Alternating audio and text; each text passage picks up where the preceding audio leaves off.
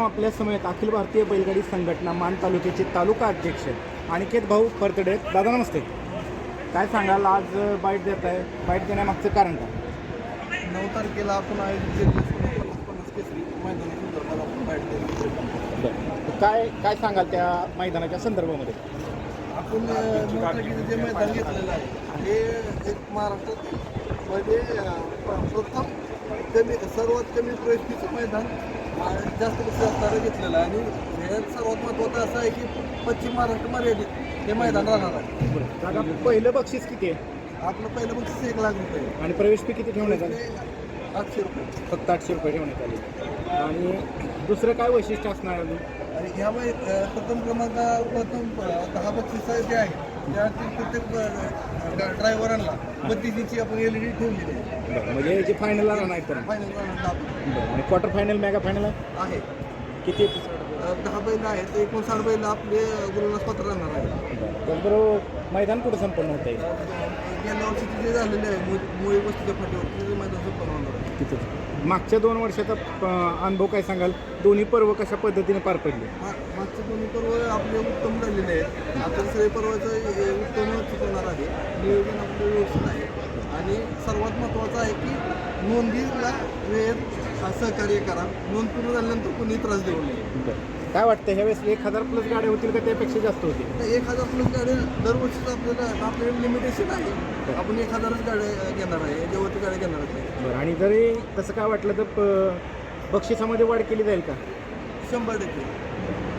आणखीन वाढवायची म्हणजे तर. आता आपण वळूयात आपल्या समवेत गोट्या पैलवान माऊलीकर आहेत. दादा नमस्ते. नमस्ते. काय सांगाल, दिनांक 9 ऑगस्ट रोजी मान तालुक्यातलं एक मोठं भव्य दिव्य असं मैदान संपन्न होतं आहे. ते म्हणजे सोन्या 50-50 केसरी आदतचं मैदान संपन्न होतं आहे. आणि पश्चिम महाराष्ट्र मर्यादित हे मैदान होणार असल्याचे आपल्याला आत्ताच तालुका अध्यक्षांनी सांगितलं.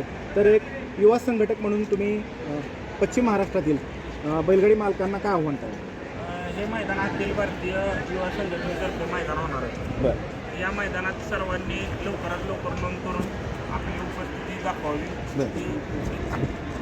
आणि दरवर्षी या मैदानाला चांगला उत्तम असा प्रतिसाद भेटत असतो. त्यावेळेस काय वाटतंय, किती दिवस अगोदर नोंदणी पूर्ण होईल?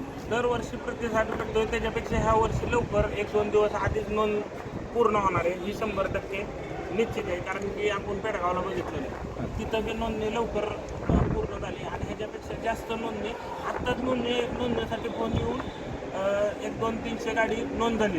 म्हणजे बघा, आज आहे तारीख 28 जुलै आणि मैदान आहे 9 ऑगस्टला. 9 ऑगस्टला आत्तापासूनच नोंद चालू झाली आहे. जेव्हा नोंद पूर्ण होईल त्या दिवशी किती बी तारखेला, समजा 5 तारखेला जरी नोंद पूर्ण झाली तरी आम्ही नोंद बंद करू आणि आदल्या आधी लॉट काढून आपलं सगळ्यांना हे करू. सगळ्यांमध्ये उत्साह आहे.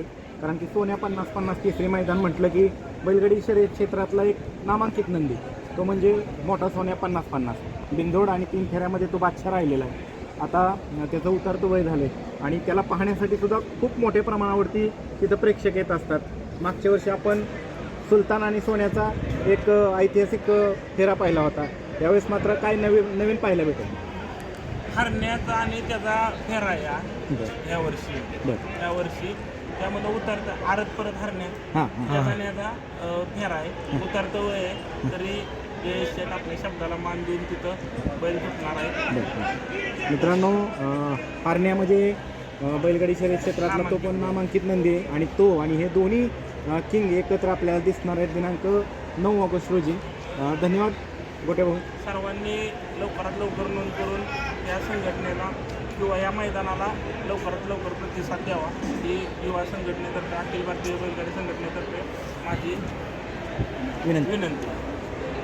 मित्रांनो, आपल्या समयात प्रसिद्ध बैलगाडी मालक मोहिल शेठ तुम्हाला. मोहिल शेठ नमस्ते. काय लय दिवसातनं बाईट देता, काय विषय? मीटिंगला आला होता तुम्ही, कशा पद्धतीने मीटिंग पार पडली? बरं. काय सांगाल, आता दिनांक 9 ऑगस्ट रोजी भव्य दिव्य असं सोन्या 50-50 केसरी आदतचं मैदान संपन्न होतं आहे. मान तालुक्यातलं एक मोठं मैदान असतं आणि बैलगाडी शर्यत क्षेत्र या मैदानासाठी उत्सुक असतं. तर काय सांगाल? नाही, एकदम चांगलं मैदान असतं आणि तिथं पळायला नाही आणि सर्वांनी यावं एवढीच इच्छा आहे.